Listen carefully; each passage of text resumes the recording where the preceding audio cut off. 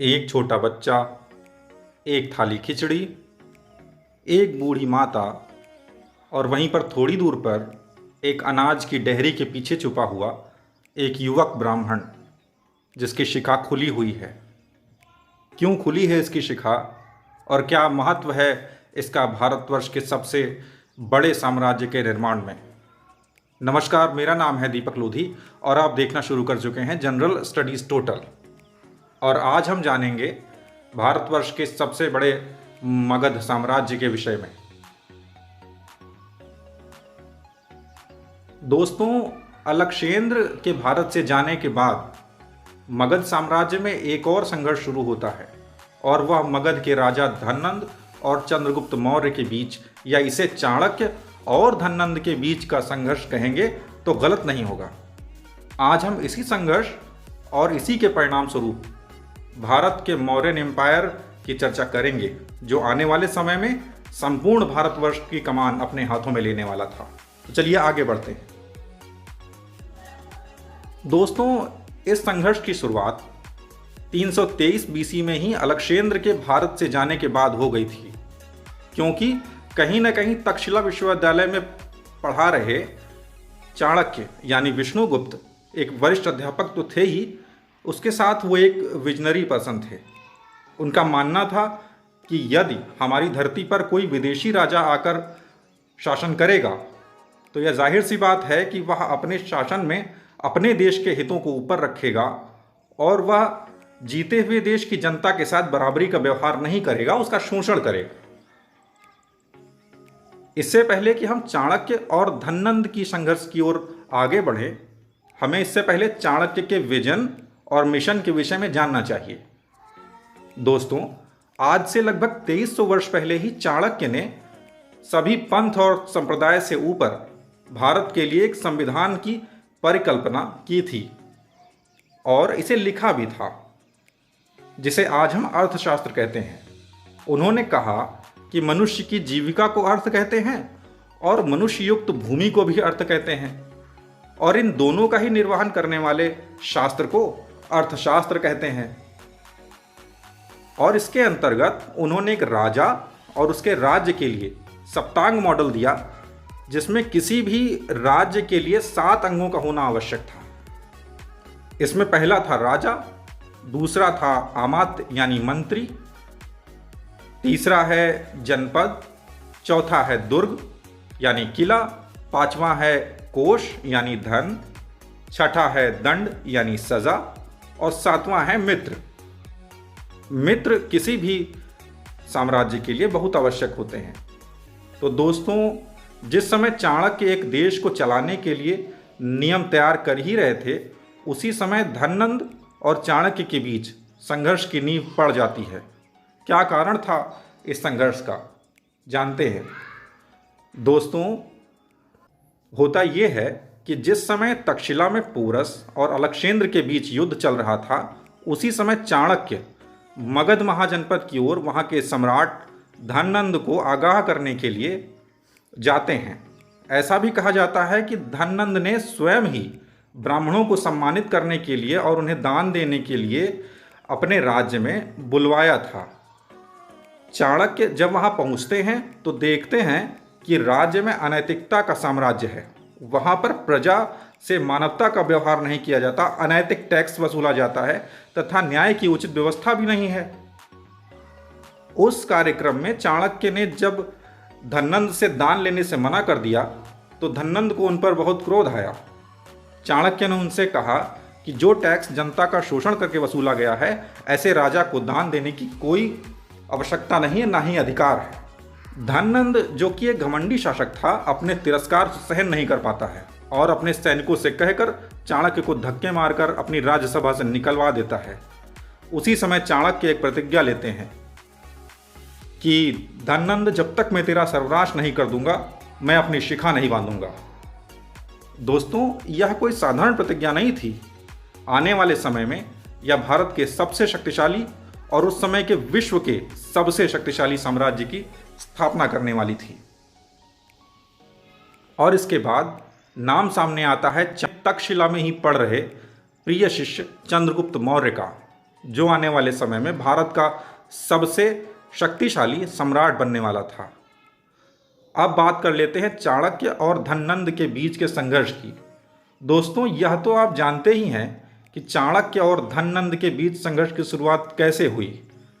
दोस्तों, चंद्रगुप्त चाणक्य का ही तक्षशिला में एक शिष्य था, जिसकी शस्त्र और शास्त्रों की योग्यता के आधार पर चाणक्य उसे मगध के भावी सम्राट के रूप में देखने लगे थे।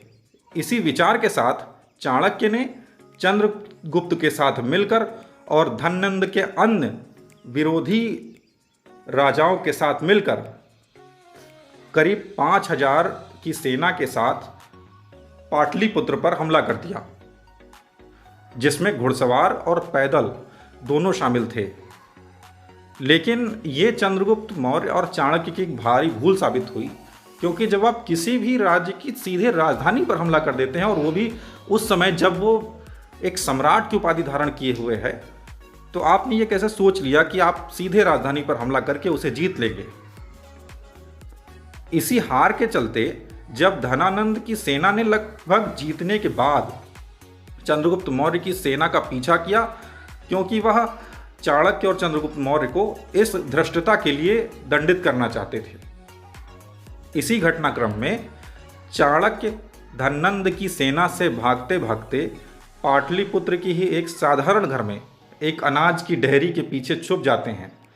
वहीं पर उन्हें उनकी गलती के विषय में एक महत्वपूर्ण सीख मिलती है। वहां पर एक वृद्ध महिला अपने नाती को खिचड़ी परोसती है और खिचड़ी के बीचों बीच जगह बनाकर उसमें एक कटोरी घी भर देती है और कुछ देर के लिए वहां से चली जाती है। छोटा बच्चा खिचड़ी खाने की जल्दबाजी में खिचड़ी के बीचों बीच उंगली डाल देता है और खिचड़ी के गर्म होने के कारण उसका हाथ जल जाता है।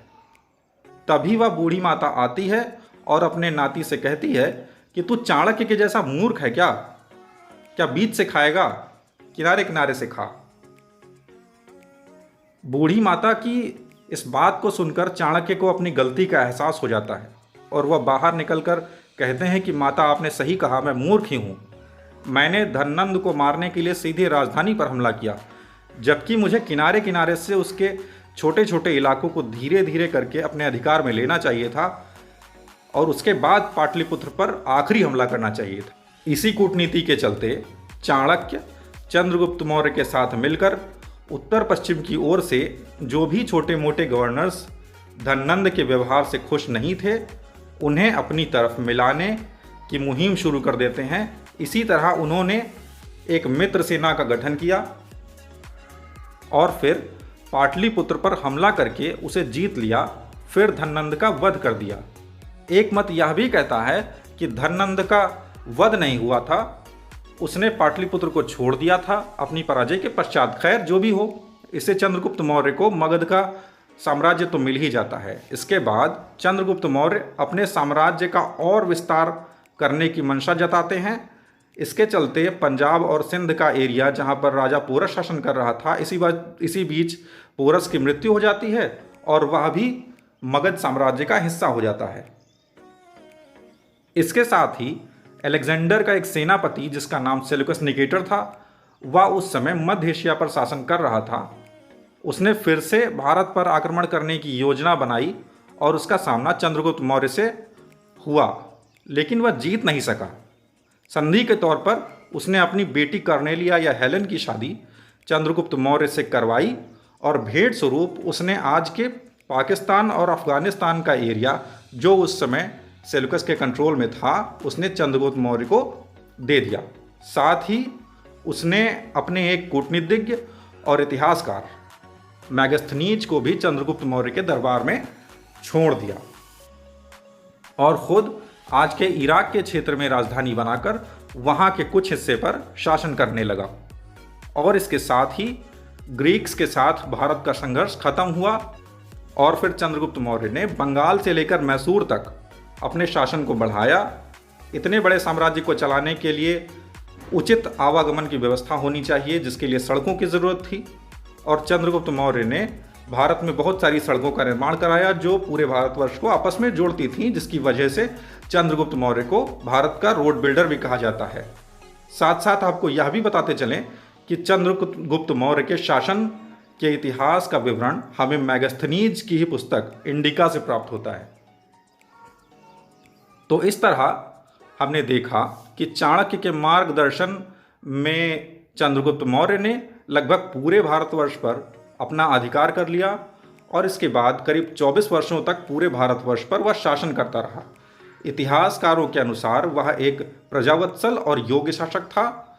और साथ ही आपको यह भी जानना चाहिए कि अंतिम समय में चंद्रगुप्त मौर्य ने जैन पंथ को अपना लिया था और उसी में संलेखना विधि द्वारा आमरण अन्न जल का त्याग करके उसने अपने प्राणों को त्याग दिया।